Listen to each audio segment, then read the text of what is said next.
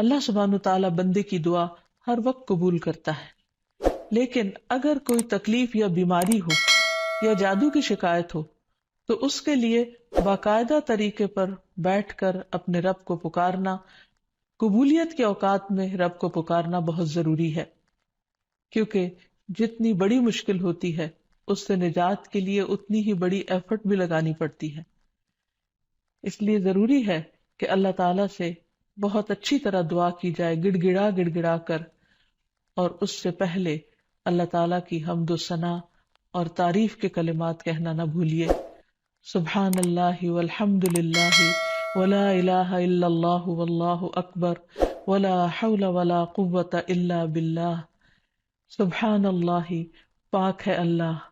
اللہ ہی کی تسبیح ہے، والحمد للہ، اب سب تعریف اللہ کے لیے ہے، ولا الہ الا اللہ، اور نہیں کوئی الہ مگر اللہ، واللہ اکبر، اور اللہ سب سے بڑا ہے، ولا حول ولا قوۃ الا باللہ، اور کسی قسم کی نیکی کرنے کی طاقت اور گناہ سے بچنے کی طاقت نہیں انسان کے پاس مگر اللہ ہی کی مدد سے۔ اسی طرح کسی بھی تکلیف اور کسی بھی بیماری سے نجات صرف اللہ سبحانہ وتعالیٰ کی مدد سے ہی ہو سکتی ہے۔ تو جہاں تک جادو کا تعلق ہے تو اس سلسلے میں یاد رکھیے کہ جادو کے بہرحال اپنے اثرات ہوتے ہیں مگر بإذن اللہ، اور اس سلسلے میں ہمیں یہ بھی یاد رہے کہ جادو کے اثرات نبی صلی اللہ علیہ وسلم پر بھی ہوئے تھے۔ حضرت عائشہ فرماتی ہے کہ نبی صلی اللہ علیہ وسلم پر جادو کیا گیا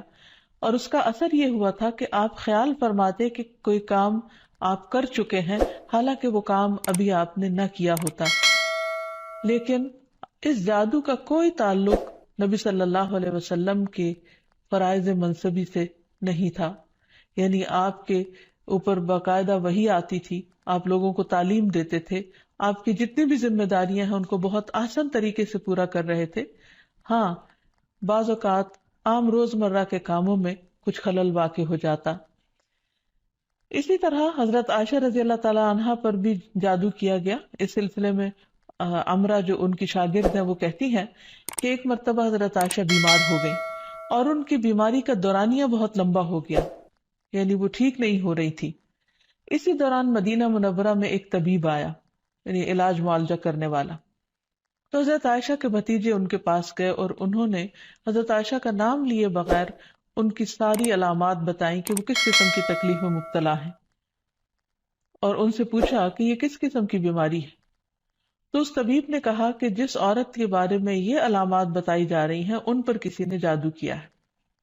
بہرحال تحقیق کرنے پر پتہ چلا کہ حضرت عائشہ کی ایک باندی تھی جس کے ساتھ انہوں نے یہ وعدہ کیا تھا کہ وہ ان کی وفات کے بعد آزاد ہوں گی،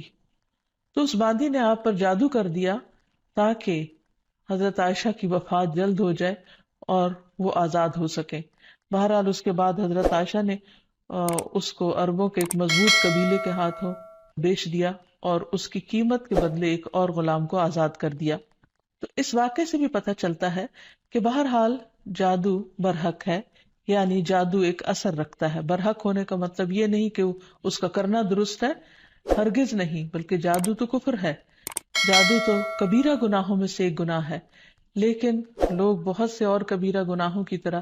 اس گناہ کا بھی ارتکاب کرتے چلے جاتے ہیں۔ تو اس لیے اس بارے میں معلوم ہونا چاہیے انسان کو کہ یہ کس قسم کی بیماری ہے، کس قسم کی تکلیف ہے، اور اس کے مقاصد کیا ہیں اور اس کا علاج کیا ہے۔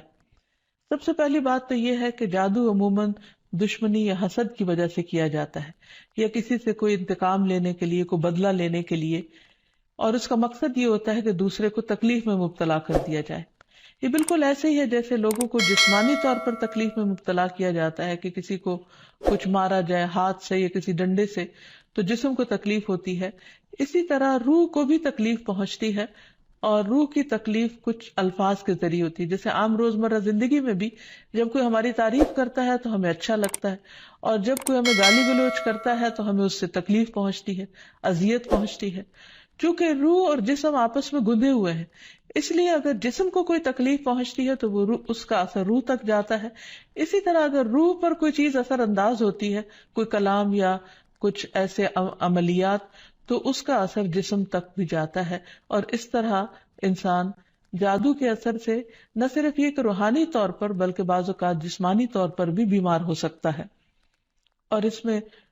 بہت سے مذموم مقاصد ہوتے ہیں. بعض اوقات والدین اور اولاد میں یا شوہر بیوی میں یا دوستوں میں لڑائی جھگڑا اور ناچاکی پیدا کی جاتی ہے، اور باہم پیار محبت کے رشتوں کے اندر نفرت کے بیج بوئے جاتے ہیں. پھر یہ کہ جادو کی علامات کیا ہیں، کس کو کیسے پتا چلے کہ جادو ہوا ہے یا نہیں. تو اس میں یہ ہے کہ انسان کی ان یوزول سی کنڈیشن ہو جاتی ہے، یعنی انسان اسی روٹین میں زندگی بسر کر رہا ہے، وہی صبح اٹھنا، کھانا پینا، روزمرہ کے معمولات، لیکن کسی چیز میں دل نہیں لگتا، طبیعت بیزار ہونے لگتی ہے. اور یہ نہیں کہ یہ ایک دن کے لیے، 2 دن کے لیے، کیونکہ ایسا تو ہر ایک کے ساتھ ہو ہی جاتا ہے. ایک لمبے عرصے کے لیے کیفیات تبدیل ہونے لگتی ہیں، سستی یا گھبراہٹ طاری ہو جاتی ہے، ذہنی انتشار یعنی کسی چیز پر کنسنٹریشن کا نہ رہنا، حد سے زیادہ چڑچڑا پن،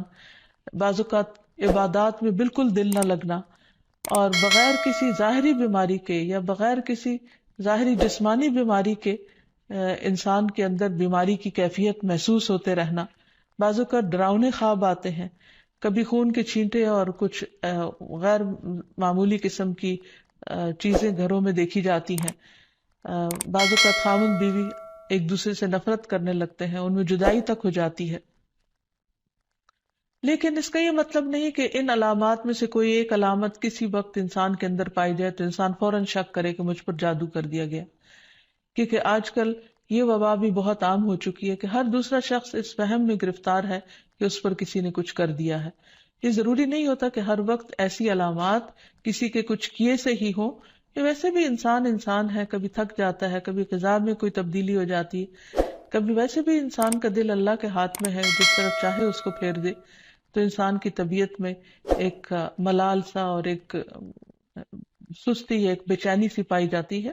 تو ان سب چیزوں کا تعلق ضروری نہیں کہ جادو سے ہی ہو، لیکن اگر جادو ہو تو یہ علامات انسان میں دکھائی دیتی ہیں.